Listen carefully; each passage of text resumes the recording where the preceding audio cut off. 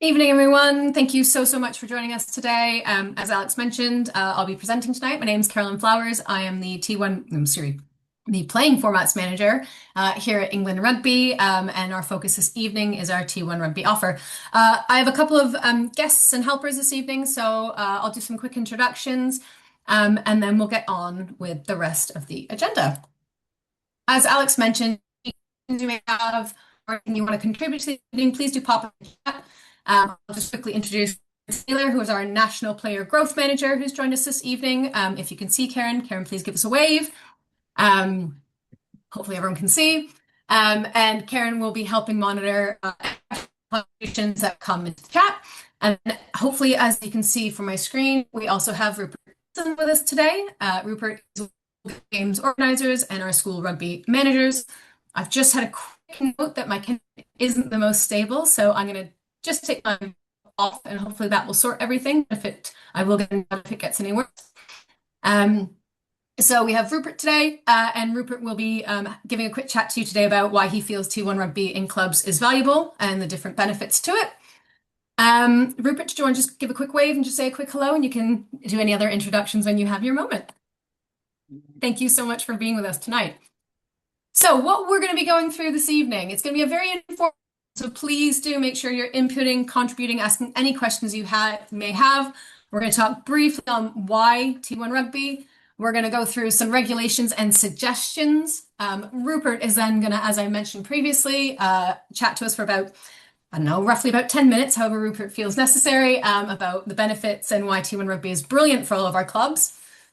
We are going to try and get some ideas going and get your creative juices spurring by discussing your playing environment and offer. And then we're going to open it up to questions and discussions. We are with everyone actually until about 8 tonight. However, if it doesn't take that long, that's absolutely fine. And if we go a little bit over, that's also fine too. Really just want this evening to be, an opportunity to think about what we're offering in terms of T1 Rugby and how we can amplify it or what ways in which we can support you.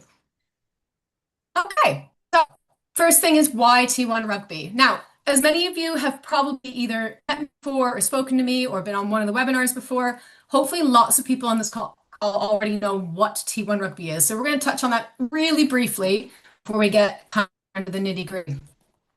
So it's our non-contact version of rugby union, and it includes many of the key elements of the 15-a-side game, including lineouts, scrums, kicking, breakdowns, but without the physical contact. And it's designed to be easy to deliver, fun to play, and accessible for people of all ages, abilities, and backgrounds. And ultimately, it's a great way to introduce more people to the game and increase engagement. And we see it, and it is a format of rugby in its right, not just route to contact rugby. Now, I always say this, and hopefully it does come across as well as I mean it to. We do have contact players who are what I like to call happy byproducts of T1 Rugby. But the point here being is what we're not looking to do is solely use T1 Rugby as an introduction to then force young people or adults or anyone who's playing into the contact game. Ideally, we'd like it to be a format in its own right. Again, very quickly on in this. And a lot of the reasons that we are really trying to say to clubs this is a brilliant opportunity is because of all these things that are going on. So we've been doing a lot of work in our schools, and we've got over 2,500 schools engaged in what we call our Allianz Kickstart program. And Allianz Kickstart is based off T1 Rugby, or as I like to say, powered by T1 Rugby.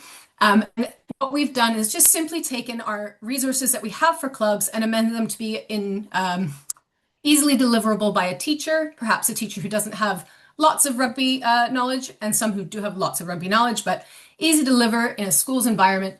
We've taken our Stage 1 resources and our MegaFest resources and made them packaged up for schools.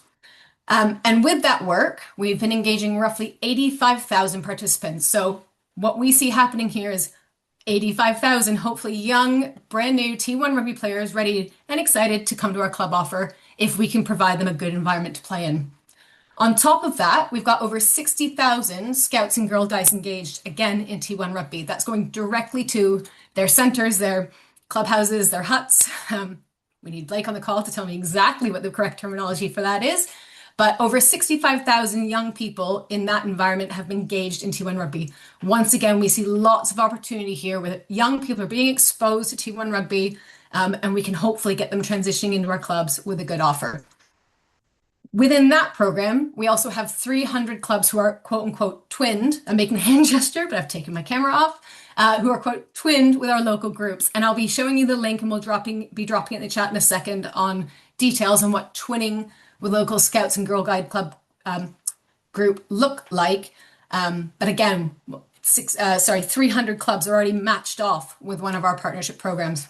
And on top of that, we have over 10,000 women who've been engaged since the Rugby World Cup and pre the Rugby World Cup through our Impact 25 and our Strive, quote unquote, Strive 25 program.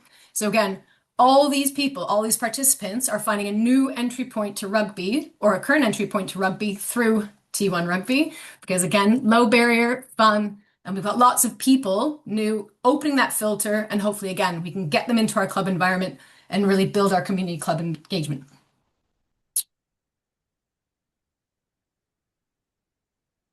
I won't obviously read this slide word for word, but what I want to show you is just a snippet of some of the resources that we have available. It's a large amount of resources, hopefully everything you should need. So if you have lots of knowledge on T1 Rugby, or if you have no knowledge of T1 Rugby, if you pop to our website there, which you can see is a top link, delivering T1 Rugby, and I know Alex will be dropping these in chat for everyone. You can access all of these resources. They're all free. And as I say, everything we've been doing have been based off these resources. So none of the participants who've been accessed or engaged through schools or engaged the Scouts or the Guides or through Impact and Strive 25, they've all been using these resources, even if we've amended them for the environment that they are playing in. But it all based off the same thing. So everyone's learning the same thing at the same time on the same resources. Ideally, hopefully that's so you as a club can pick up those resources and those participants are getting the same experience they've had elsewhere where they really enjoyed it and they want to come in and do it in a club environment. So as you'll see here, if you really want to get into the kind of long form or some more videos, we do actually have the World Rugby resources as well. And you can get really into the kind of minutia there. And then, as I mentioned before, if you are looking to be, twinned and opt in with a Scout or Girl Guiding group, the link will be there. And I'm sure Alex will be dropping these in the chat shortly. So, as I mentioned before, ideally, everyone on the call has some good knowledge of what T1 Rugby is. If you are brand new to T1 Rugby and you're looking for more information, please feel free to get in contact with me and I can pick up and tell you everything you would ever want to know about T1 Rugby. But for now, for the purposes of this call, we're just going to leave it there in terms of what T1 Rugby is and what the resources are.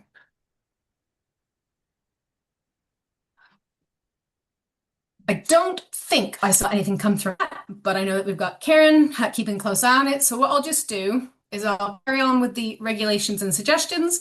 And if anything has come out after that that we think might be good to address kind of in the wider scope of things, we can do that then. So if we're just understandably, this webinar is for all club T1 Rugby activity, but specifically for just a moment, we're going to talk about the age grade grouping suggestions. I can't emphasize enough that these are just a suggestion. They're not mandatory to do it this way, but we have feedback that's shown that it gives the participants a better experience. And again, these age groupings align with what the key school stages and college ages. So once again, providing that consistency, which is what we're really trying to do across the board. So if you are looking to group age grade participants, one suggestion is you do 9 to 11, 12 to 14, and 15 to 18 as a suggestion. In terms of regulations, things that are not suggestions, with the above considered, the one key regulation that you need to note is 15.6.2. And the reason I say that is with this all kind of club, different T1 offer playing environment, I do know that we have lots of groups and lots of clubs that will look to do family days. And 15.6.2 is a big one you need to keep in mind when you do that. So it states that players of all ages and both sexes may train and play together in non-competitive, non-contact rugby, provided the following conditions are met. I won't read out the rest of it, but the key thing there is it has to be properly risk assessed,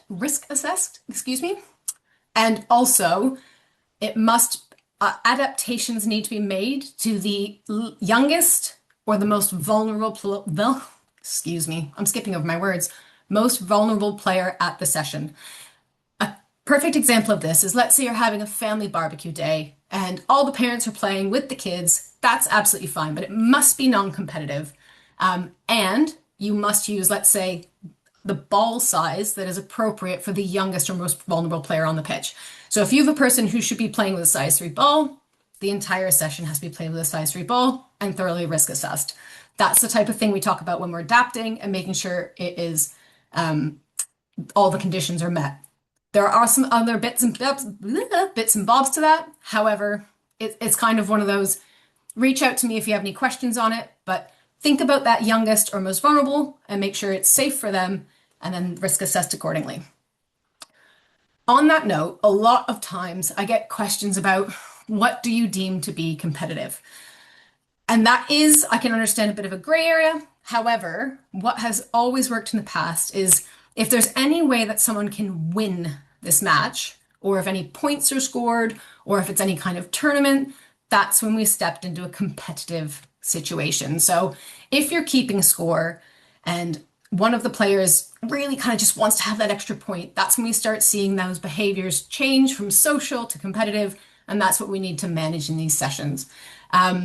I also suggest, although it's not mandatory, that you manage the tone and set out expectations at the beginning of the session. So if it is a family event, again, you speak to everyone, you say, look, we're not keeping score, this is just for fun. And then throughout that session or event or festival or whatever it may be, you are continuing to maintain that tone and maintain that social nature of it all. If that means stopping things and explaining to someone who may be just getting a little excited, or perhaps going a little bit too fast, or whatever the situation might be, take that time to manage the tone of the session and make sure everyone is safe in that environment so that you can continue to play with mixed ages and mixed genders in that space. That's a big one. On the training, there is currently no mandatory training for T1 Rugby.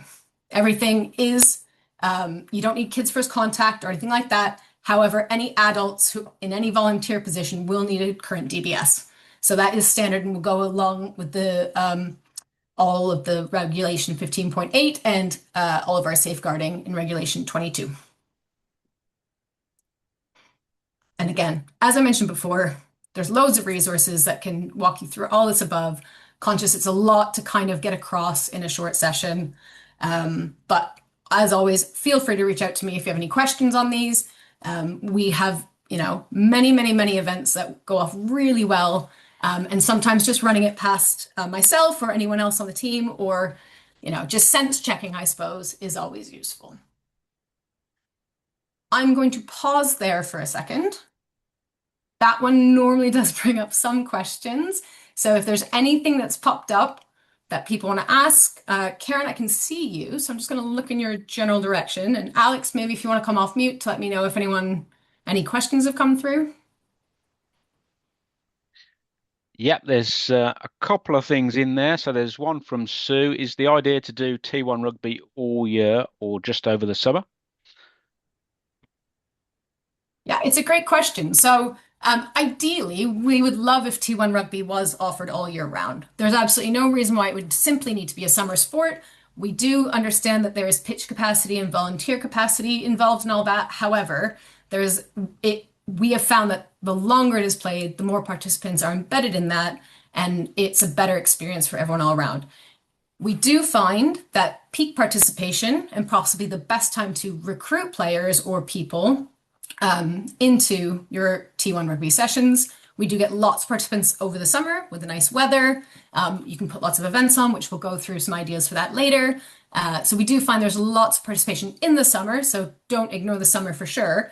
But it would be great to see it running outside of the summer months as well. Okay. And Karen's put a response to this one, but I put it out there. Charlotte's put, we're starting a T1 ladies group for our village club. Age range 16 to 100, average age 16 to 35 expected, but there may be ages either side of this. Would we be able to do competitive with this age range, all female, no younger than 16? Karen, did you want to come off mute? As I can't see what your answer was, and I want to make sure that Karen's already put, unfortunately not for this age group. Under 16s are considered children, and so the offer would need to be social only. Do you want to add anything to that? Karen, you've come off mute. I can see. Did you want to add something? Carolyn, I'll maybe just check with you on my terminology around social only. I appreciate that social can also be deemed competitive depending on who's playing. I think what I was trying to get across is that kind of festival style activity, so definitely not competitive for any age ranges that would include younger people. Yeah. Sue, if you want to email me, we can look at what you're proposing and we can take it offline because there are, as in the social sense, if it's like a pick up and play, there are some regulationary things where with adult involvement and adults on the pit, or sorry, parents, etc., on the pitch at the same time, there are ways we can look at it. However, Karen's correct. As a general sense, they would need to be 18 to be considered the adult to then make it competitive. Okay. Charlotte, we've got your details because Charlotte's just come in. Would be better to do 18 plus then. So we'll follow that one up afterwards, Caroline. I can pass over. So we've got your uh, email details, Charlotte, so we can follow up afterwards. There And is one from Greg. Is T1 designed to never be competitive? no, excuse me. Absolutely, T1 Rugby can be competitive, and I think the vast majority of time you'll find it's actually tricky to not make it competitive, which is why I kind of like went into the managing the tone of the session so heavily as I did. You are more than welcome to make T1 Rugby competitive. Once it's competitive, though, it has to be within Regulation 15 in terms of it must be age grade participants together. And it must be adults only together once it goes into competitive fixtures. Brilliant. Thank you. That's it for now, Caroline. You can carry on and we'll pick some more questions up at the end. Brilliant. Thank you. And I believe I'm just going to send out quick apologies because I believe I heard Sue when it was Charlotte. So sincere apologies, Charlotte. But thank you very much for your input there. So just lastly, on a couple of we've talked about this. Sometimes a few questions in terms of the age grade out of season activity guide. I know this one on the screen states 2024, but I can assure you that it's still applicable. I won't go through these, but the crux of this message is that you are allowed to play T1 Rugby throughout May, June, July, and August. There's no problem there. And again, like I said, I won't go into detail, but you'll get these slides afterwards. It is within the framework to be playing T1 Rugby throughout the summer without any worries. Okay, so I'm going to now hand over to Rupert. Rupert, thank you so much for one, being on the meeting tonight or on the call tonight, and two, your time and also waiting patiently as I got through that first little bit about what T1 Rugby is, why T1 Rugby, and also now, hopefully, Rupert, if you'd like, you can tell us a little bit about why you think T1 Rugby is beneficial. Yeah, so thank you very much. So Karen asked me last week if I'd put some input in. I'm by no means here as a representative of the RFU to give like line and verse, but I'll just run through my background and I can just tell you what my experiences have been and where I sort of see it going from where I've been involved and where I think it could be really valuable to clubs. So I've been a player all my life up until very recently. I've been a secondary school PE teacher and teacher in charge of rugby, and I've been heavily involved in sort of different sports development in different sports as well.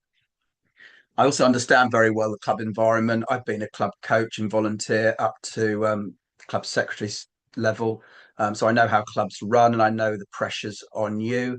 I currently work as a school games organizer. So that's sort of getting children and young people involved in all sorts of different sports. And then I've also got a 2 day a week role as a school rugby manager working for the RFU, trying to get new schools playing T1 rugby. So, as mentioned before, the drive from the RFU is to get 5,000 new schools playing by 2027. And by current figures, it looks like, as mentioned earlier, we're getting about 85,000 new players a year, picking up an oval ball and playing some T1 rugby. So the push, as I understand it, and I'll get my wrist slapped if I go wrong on any of this, I guess. But as I understand it, we're trying to get new kids and new schools playing rugby. We're not going to just get them playing contact straight off. So we're really trying to help them start playing T1 rugby as the non-contact format.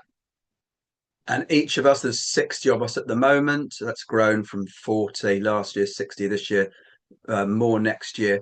Working quite targeted and local, finding schools that sort of fit the bill, that do little or no rugby already, but we could persuade them maybe to give it a go. And then we're providing free CPD, some free equipment, free resources, support from ourselves to just get them playing some rugby. And that is going really well in schools. It's sitting really well. I've personally, again, I can only speak about my little patch, and obviously I speak to other SRMs, so I get a sort of flavour of it. But certainly in my little world, it's sitting really well, particularly with secondaries. They're really liking it. It's a new format.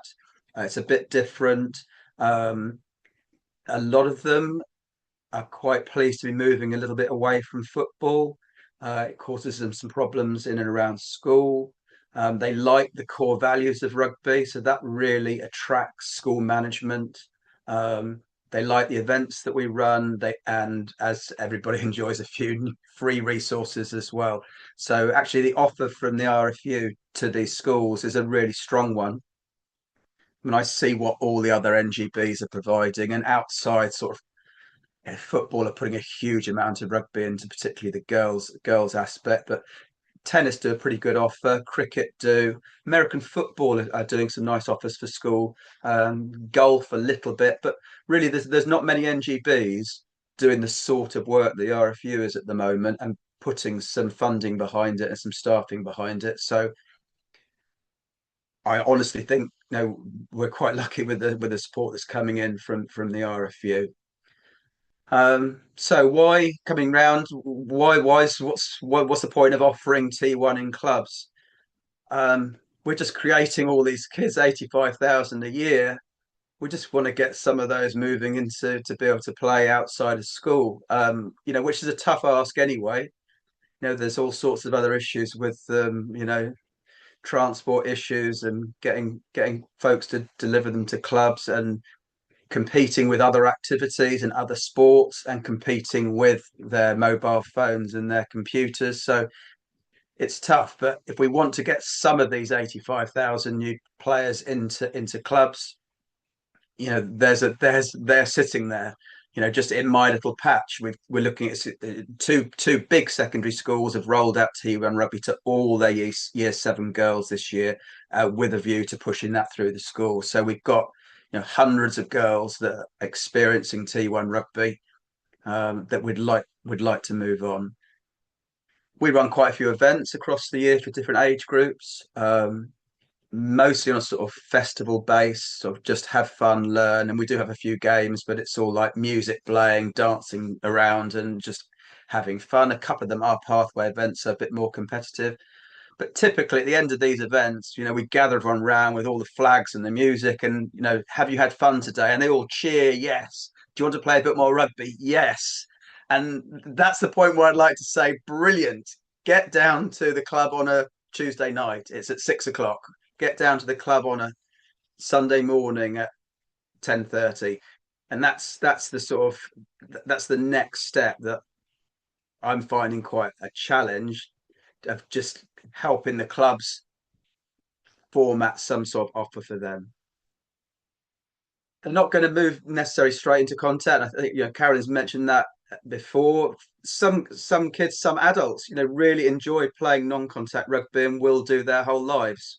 We locally have a big bunch who play all year round on the fields near me. They just love playing non-contact rugby, and that's the game for them. And I guess many of these kids we're giving a taster to may be the same. But some of them, when they come into club, no doubt will have a look at what's happening on the other pitches, and see the contact offer, and might decide that they want to move that way. I think, as mentioned, I think it would work really well as a parallel offer that went right the way through the year. And then, particularly for that age group, when we have that move from non-contact to contact, we lose a lot of players. It doesn't suit everybody. Not everyone likes, tackling and being tackled.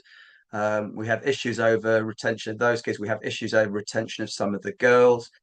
I think certainly from that point, if there was an option of like, okay, you're not ready to go to contact yet, but we still want you in the club, we still want you in the game, carry on playing, but you'll be on another pitch playing T1. And then it may be that that's right for them for the rest of their lives or for the near future, or they might build the confidence up and want to give contact a go a little bit later.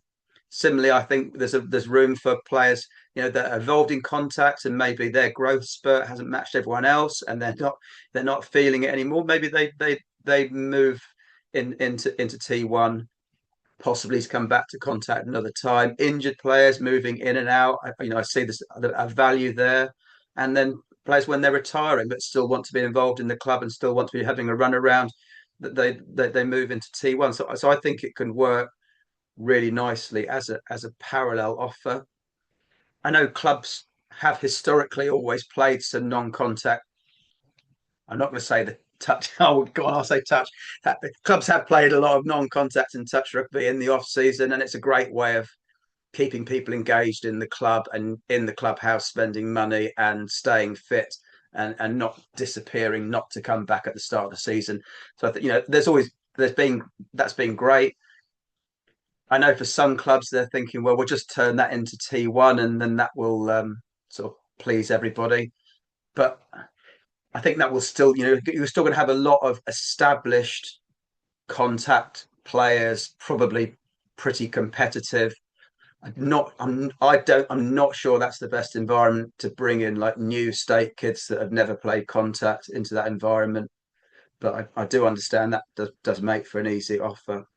So I think that sort of flexibility to move between the two would work great. Although I hope I'm not breaking ranks in my opinion on that. So for me, as someone that loves rugby and has been involved in rugby my whole life, I just want more kids in the clubhouse, at the club, in the club environment. I'm sure you want more people paying membership fees and parents coming in and using the facilities and getting some funding into clubs. And I just think there's a massive number of potential new players there to introduce to our game. Yeah, and we're doing a little local pilot, by the way.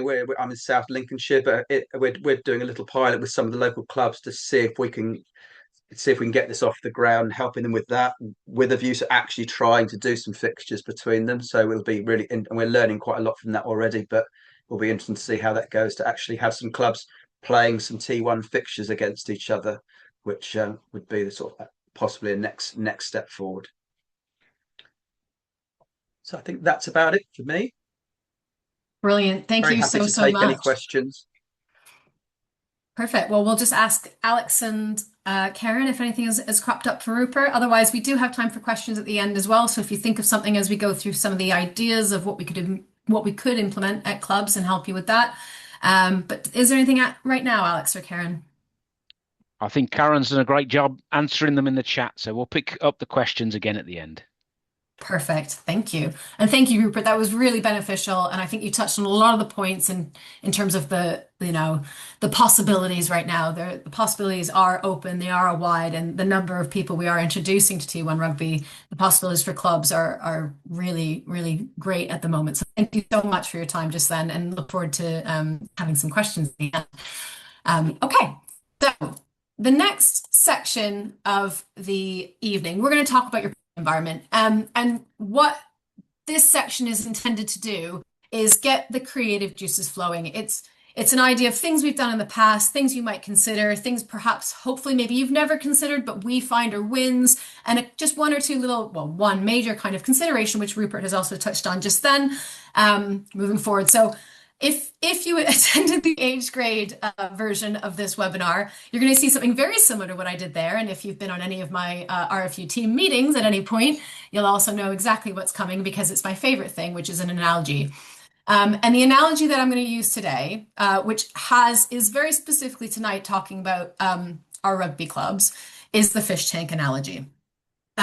Please bear with me. I do enjoy analogy because I think it gets people thinking of things differently and looking at things perhaps not just from a very tight club perspective, but trying to open it up by using different imagery. So we have our current or future rugby player who is sitting in their wonderful fish tank. Now, that fish tank on the left can be anything. It could be their sofa playing Fortnite. It could be, they are an adult who is enjoying or, used to play rugby but has come out of it and are perhaps considering walking rugby. But they're quite happy in their little fish tank on the left there. And then on the fish tank on the right, you've got your club or playing opportunity setting. So that could be your clubhouse or your playing offer at your club, excuse me, or it could be a festival you're considering, or it could be anything you're thinking of in terms of T1 Rugby. And what we're going to look at today is a couple of different things. The first one being, how do we take our fish and kind of either get them off the sofa or get them interested in moving towards our rugby club? So as you can see, they're still comfortable, they're in the little baggie, but they have started getting those ideas of actually, I'd like to try something. So how do we start creating that interest? Once we've got some interest created, the question is, how to create a sense of belonging. So we've got them interested, they've come out to the club, they've come out to your festival, your event, whatever it might be. How do we get them to feel like they have a sense of belonging in their new environment? So, and as you can see, just like with any fish, and I mean, I haven't owned fish for many, many years, but I do still remember the one thing is, what you never do with a fish once you've brought them home is just dump the bag of water into the tank because the fish will pass away. And we certainly don't want that. And the same goes for the analogy with a player. If you get a player interested and they arrive at the club, but they're uncomfortable or they don't feel right, or you've just dumped them into something that they weren't ready for, they're not going to stay at your club. They're not going to have that sense of belonging. And unfortunately, that participant probably won't stick. And all that work you've done to create all the interest and everything else and have an offer is probably not going to work at the time. So after a little while, what are you doing to then have that sense of belonging and your fish is happy? Your fish loves it there. You've got their sense of belonging. They're interested. They're in an offer they enjoy, in a format they enjoy, and they're going to be a participant and a member at your club, whatever the age, whether you're walking rugby, T1 age grade rugby, adult social T1 rugby, whatever that might be, whatever that little sense of belonging is. That's what we want to create, because that's when they become fully fledged members of the clubs are going to stick around. And as Rupert mentioned, all the other benefits that come from that.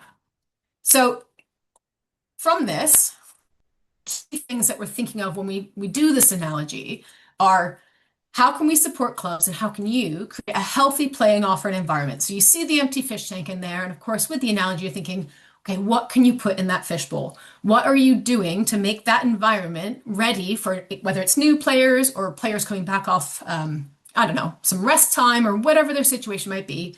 How is your playing offer how is your environment being created? What makes it nice?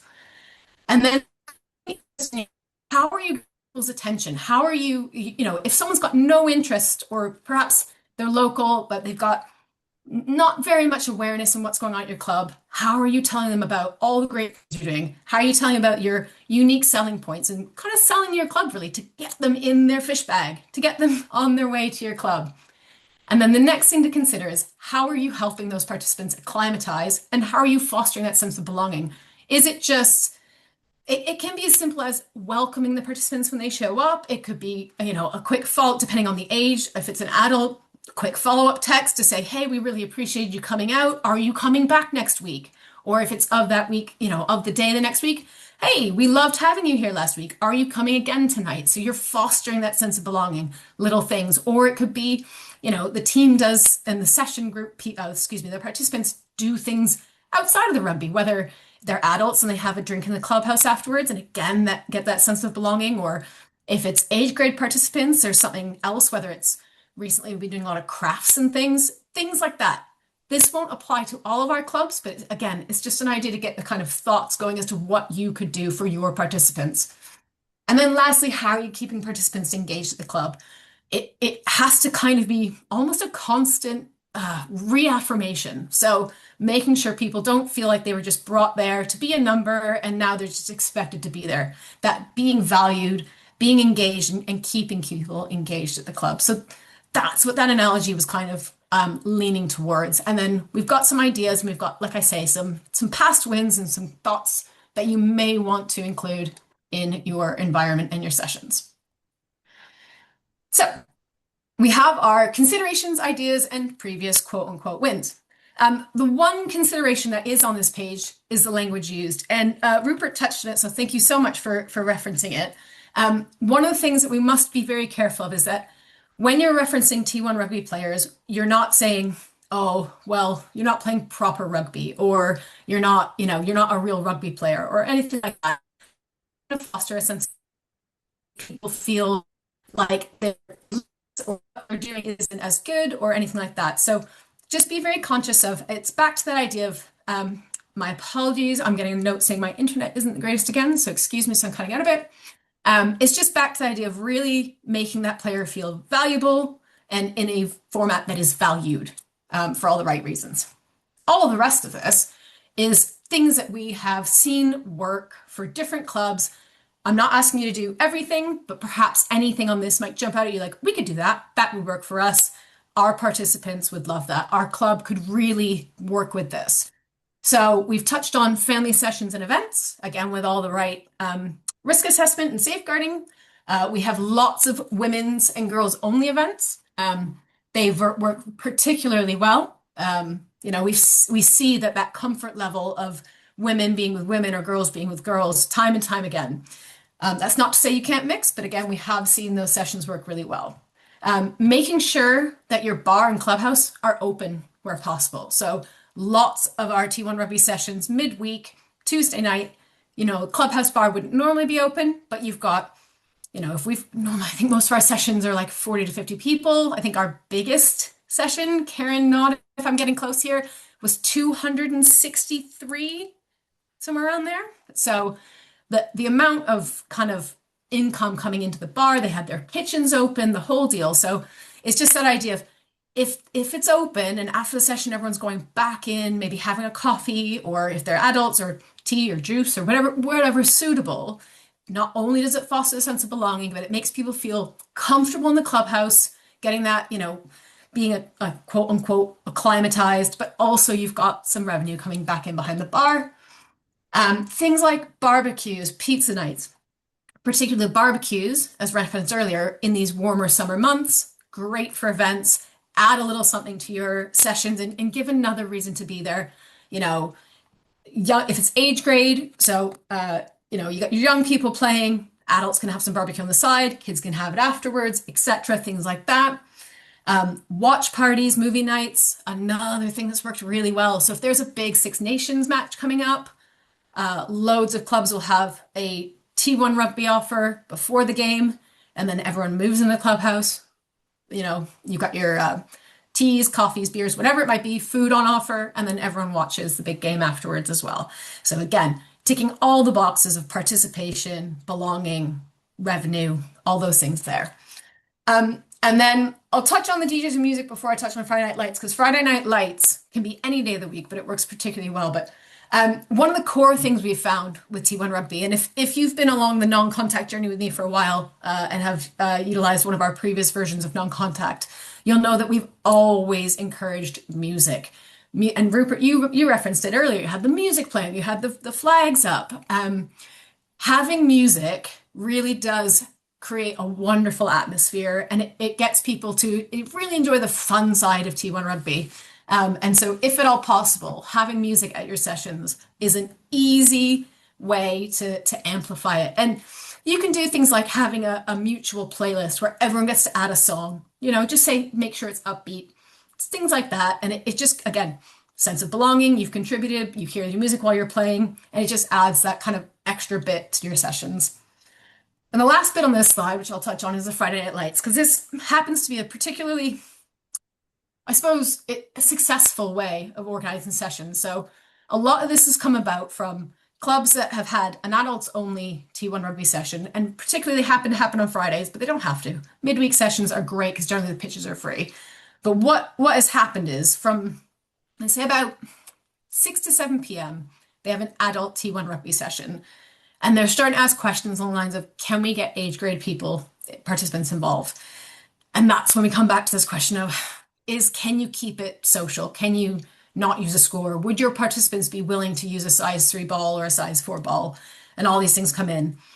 And then I suggest, well, why don't you do what we've done here and what other clubs have done, which is this kind of quote unquote Friday Night Lights scenario where the age grade participants play from 5 till 6, and then the adults play from 6 till 7. Same night, same pitch usage, same resource. You only have to get people out one night a week. And the reason this seems to be working so well is whether you're coming in as a parent because your child wants to play T1 Rugby, or whether you're an adult playing T1 Rugby and your child has been watching you play T1 Rugby, it means that it's still a family event. You can still have it be competitive in both its sections, but it's less on resource, and you still get all the benefits of the parents coming out, the kids coming out, and still having that opportunity to participate without having to worry about any of the regulations of or risk assessments or safeguarding that comes with mixing of the ages. You can still have two very competitive, fully fledged different versions on the same evening. And like I said, it doesn't need to be a Friday, but that setup seems to have worked really, really well for a lot of our clubs. So not something you must do, but it is something to consider if you are finding that you're getting quite a big group where you've got a lot of age grade players who want to do the same, but you are worried about resources, volunteer capacity, etc. And from that, actually, this is a bit of anecdotal knowledge, but we have seen a lot of volunteers come to the surface from these particular types of evenings, because those parents have come down and watched their kids play T1 Rugby. They're now getting some T1 Rugby under their belt as well. They realize it's not that difficult. I can support with this. And then those parents are starting to help with the age grade side of things as well. So that particular setup seems to be a really beneficial way of doing it. You can tweak it, you can add what you like, and etc. But in that kind of core structure, we found great success. So definitely something to consider if you do have a expanding group of T1 Rugby participants, especially if you're starting to get a bit of a crux of an age grade group that you'd like to give them their own opportunity. Okay, again, all ways that we're trying to get thoughts, creativity going, and just different things that you can do within your T1 Rugby offer. 10 minutes left. We've hit question time. So what I'm going to do, Alex, is I'm just going to pop off the slide, try to pop my video back on, because I can understand it's not great speaking to my name. Okay.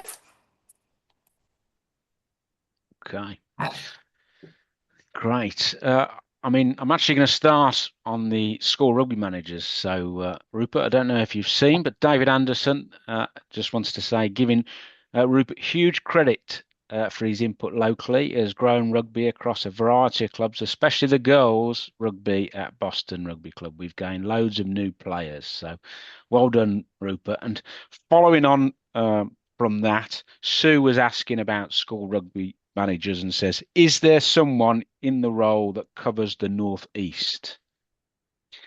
Rupert, do you know, or Carolyn, can we jump in there?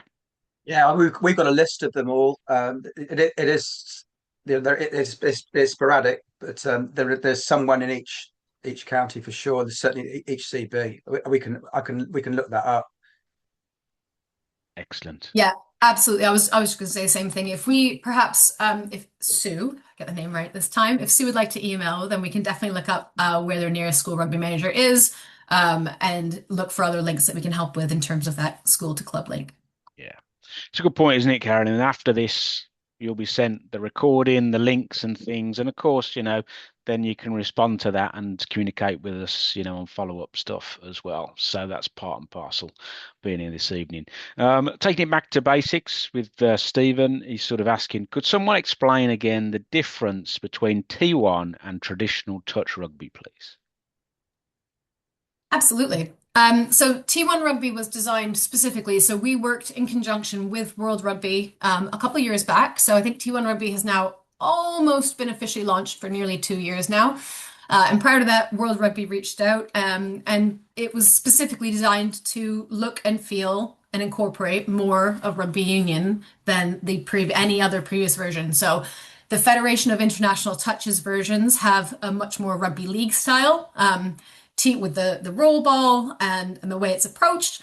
This is much more like rugby union. So supporting our community rugby game in a better way, and very much more if a young person, especially recently with the World Cup, a young girl has seen rugby on TV. When they show up to play T1 Rugby, it looks and feels more like what they've seen in traditional rugby union. So we have breakdowns, which is the tackle triangle. We have uncontested scrums and uncontested lineouts as well. So some very key differences, but ultimately the goal is to look, feel, and look and feel more like rugby union than the other versions of touch and support our community game in that sense as well. Brilliant. And Brian just comes in about with regards to space. Do you require the posts for T1 and also are the pitch sizes similar to youth grade rugby? Could you give an idea about what sort of space is required to do it? Of course. So no posts are required. There's no kicking in terms of conversions in T1 Rugby. So generally, depending on numbers, as if you know me, I love saying this, it's very flexible. So what we would normally do, if it was a full size T1 Rugby match, that would be 7-on-7, and we would do it cross width pitches. So you'd have half, like basically two pitches on either side. Can't roll off the specific numbers, but if you think of half a pitch running widthwise, that's the size of your T1 Rugby pitch. If you're playing 7-on-7, you can adjust accordingly as you need to, and that goes with numbers as well. So if you want to make it more technical, you can reduce the space. If you want to open the game up for newer players, give them space to run, you can widen it as well. But a good rule of thumb is widthwise, and then the width or the side of the one side, half the pitch. But no posts are required. Technically, what we like to term is this is kind of jumpers down rugby if you need it to be. Throw some jumpers down or throw some cones down and you've got a pitch, and it can be on anything as well. So it can be played indoors, it can be played on a multi-use game surface or a games area, a mugga. I mean, in theory, if you check the space very well, you can actually play it, let's say, in your car parking lot. Like, you don't need to have a rugby pitch to do this. You can do it anywhere as long as it's safe. Thank you very much. And following on just more about the game is, do clubs offer both walking and running options? They can, yes. If that suits your club, you're more than welcome to run both walking and running options. My most favorite thing I ever brought to the T1 Rugby table was my phrase, whatever your pace, whatever your space. So if you want to do it walking, you can do it walking. If you want to do it running, you can do it running. And technically, if you would like to, you can actually play it with tags, because with World Rugby, they recognize the emerging markets out in the East do prefer tags. We don't lean towards tags, but if it's something you're considering, get in touch, because technically, if you go on World Rugby, you can also play it with tags. Yeah. And just building on that with getting a variety of people, the question continues, how many offer mixed ability? Have you seen it used with mixed ability rugby sections? Yeah, we have quite a few mixed ability teams coming to us. It's absolutely applicable to our mixed ability. We also have visually impaired rugby who are also using T1 Rugby right now. So lots of flexibility in that. With mixed ability rugby, you simply just need to adapt it to your participants' needs. But because it's non-contact, obviously, there's less likeliness of serious injury. And again, it is flexible, so you can adapt to make sure that it is safe for those who are participating. Okay. Rupert, I got some nods of the head there. Do you want to add anything around the game itself? Oh, I mean, just I've had some good success with special schools who've absolutely loved it. Really enjoyed coming to events and having sessions at school. But one of the beauties of T1, as Karen had mentioned, is flexibility. That you don't have to get to the stage of kicking. You don't have to get to the scrums and line out part. You just get to the bit that's right for them, and you're still playing rugby. You're still playing T1 rugby, but you can just take it to the level that's right for you and your participants. So it works great for all abilities. Fantastic. Fantastic. We had this question quite a bit earlier, so but we're around to it now. Are there any plans to provide T1 coach workshops?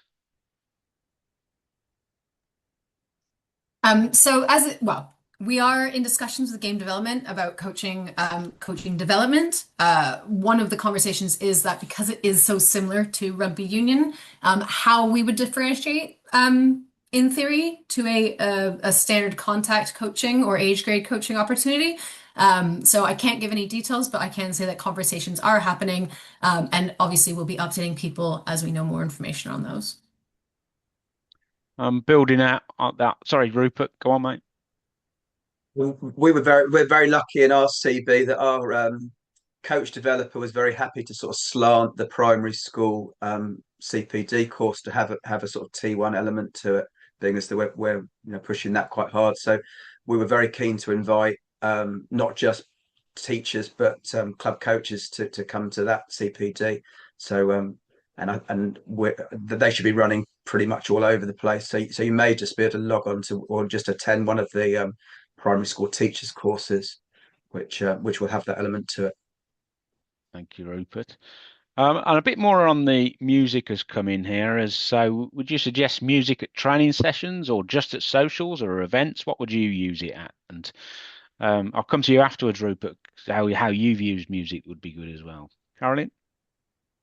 Yeah, so I really do think that all depends on you as a club and what your participants are, who they are and what they're looking for. And I always like to work from outcome backwards. I think if you're having a festival or an event, then it's an absolute definite yes. If you're having a social pitch up and play session, then it works really, really well. It just gives that social happy vibe to it. You know what? Training, I think, would come down to you and your club and how you think your participants would respond to it. And it might be trial and error. It might be you give it a go and you find it's a bit distracting or whatever it might be. And then, perhaps it just doesn't work for you. But we do find that it does just add that level of energy, I suppose is the easiest way of putting it. But without knowing the club or the participants, it's tricky to say when you would use it other than definitely for events and festivals and things like that. Brilliant. Rupert, what are your thoughts, mate? Yeah, we have it running at all our events and festivals, unless I'm getting told off for disturbing residents or lessons. So yeah, we'll have music blazing. Just when the kids arrive, they'll be nervous. They're not sure about the environment. They turn up and there's pop music playing. It gives exactly the right first impression. And I really enjoy looking across the field and at a rugby festival and seeing like 100 kids dancing to the Macarena. It's great. I love it. They all love it. It gives a really great vibe to an event. If I was like popping up on a rainy Thursday evening to do a training session, would I get all the speakers out? Probably not. But yeah, for festivals, yeah, it goes down great. Fantastic. So yeah, really builds on that fun experience, which of course was the reason why we want to get involved with rugby. There's quite a lot of keen ones to understand what else is going on in clubs stuff with T1 Rugby. So do you have a list of clubs that have taken on T1 Rugby? And certainly people are looking to try and connect locally. Have we got anything like that?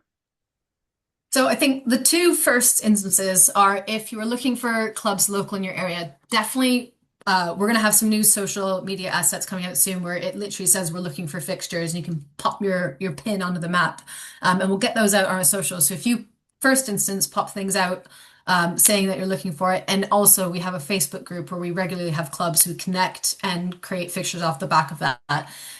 Otherwise, I have a kind of, I suppose, a running list because I'm adding to it every day of clubs who are engaging in T1 Rugby. So in that point, it would be best if you're reaching out and you're not you just don't know who's in the area, contact me directly and I can help in terms of finding out who's nearby and who's running a T1 offer for you. Brilliant. And moving that on, and sort of like, do people doing T1 need to be registered on the game management system, GMS? We would like all rugby players to be registered on GMS, please. Obviously, all the rules apply in terms of, clubs will give a couple sessions grace. That's absolutely fine. You want to get people involved, but if you're having an event or anything, as standard, yes, we consider T1 rugby players, and we do ask that rugby players are registered on GMS. Brilliant. We've got one. Greg is planning on starting an adults club in Plymouth.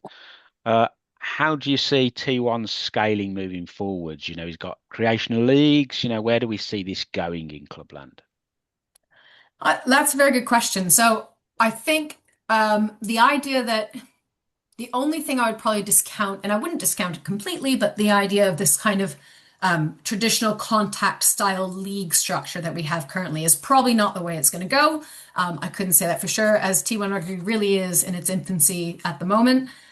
What we are looking at doing is providing increased playing opportunities, increased festival opportunities, and increased competition opportunities. So I couldn't tell you what that's going to look like in terms of the structure of it, but the trajectory is more and more in terms of playing opportunities and competition opportunities. Okay, great. It says, can you share a list of the requirements of coaches for T1 Rugby, please, for adults? Are there any requirements required for the coaches? There are no requirements for coaches. However, again, if you are working with anyone who is of age grade or in a vulnerable position, you will need to be DBS checked. I believe all volunteers at rugby clubs get DBS checked. However, there are no actual standard qualifications required to be a T1 Rugby coach or volunteer. Okay. Easy What list. what I will say to you all is if we don't get a chance, because we're getting closer to 8 o'clock to answer your questions, we are going to take the chat away and also a bit of your feedback as well. So all that will be taken away because this next one is from Colin. Please, can you publish a list of all the school rugby managers? I expect many of us will want to get in touch with our local one. So it'd be nice to I have a chat will with them. I will need to check GDPR and compliance rules on the information we share. But again, if you are looking for your school rugby manager in your area, you're more than welcome to reach out specifically, whilst I still check on what we are allowed to share in terms of GDPR compliance and sharing of people's information. Yes, great. So, it's quite a lot that's come out quite a bit in the network and things. And Carolyn, you mentioned a Facebook group earlier about that sort of stuff. Do We you want to do. say I any will. bit more about that? Do we want to include that in the send out afterwards? Yes, I will absolutely include that in the send out. So we have a Facebook group for T1 Rugby. I mean, it's generally for the operators, not for the participants. So that's where they come on and post about what they're looking to do, and if people are looking for fixtures, etc., or if you're hosting an event, you pop it on there and you get other teams to join. I can possibly drop that in chat just before the end here, but I will send it out in fact, I'll just say I'll send it out in the follow-up email as well. And then on top of that, I've just got the chat box up now. I can see someone's asking about the social media sites. So we are on Instagram, and what used to be called Twitter is now called X, at T1 Rugby England, at T1 Rugby England. And if you tag us, I thought there was going to be more to that. If you tag us, we will promote anything you're doing and help share. So if you are having an event or you've had a wonderful session, make sure you add us, get us involved, and we will help promote anything you're doing via those social media channels. Instagram tends to be a bit more productive, shall I say, than Twitter at the moment. I think that might just be the user base that's currently using it. Yeah. Karen has put in there, she's forgot about Facebook. She's obviously too trendy to remember Facebook. She's moved on from that one now in with the kids. That's it, I think, for questions, unless I've missed anything. Karen, give us a one. There is a last chance to put any questions in. We'll stay on, but it is getting closer to 8 o'clock. So last little call. Oh, hang on. Is there currently any funding available for starting an adults club in T1 Rugby? So we had some funding available for playing opportunities, but unfortunately, window for the summer playing opportunities has closed. We reached our maximum on that one. So I can't speak to what funding might be coming up in the future. But please always do, again, keep in touch, join the Facebook group, watch our socials, etc. because we're always, and watch CGU because we're always promoting stuff there. Excuse me, I have a tickle. As an adult competitive team, we're saying 18 plus. However, if there's something specific where you're looking for 16-year-olds plus to join, get in touch with me specifically and we can look at the detail. Because it's once again, it's one of those things where unless we have the full detail, we can't comment on regulations and whether or not it would be in regulations or not. Okay. That's it for questions, Carolyn. So I'll hand over to you to issue, and then like we say, we're going to follow up with all this and take the chat away. So if we have missed anything, apologise, but we will obviously make note of the chat for afterwards. Brilliant. Thank you. Well, as usual, I will just end this evening by thanking everyone who joined from your clubs for your time this evening. I really appreciate the input and the questions. As always, if there's anything else, please feel free to reach out to me specifically, and I'll always do my best to support you. And then, Rupert, I want to thank you also so much for your time this evening. I found your input really beneficial, and I think it's really great to hear from people outside of myself on all the benefits and different aspects of T1 Rugby. And I can't see Karen at the moment. I think her internet's just dropped out. But Alex and Karen, thank you so much for your time this evening. So thank you, everyone.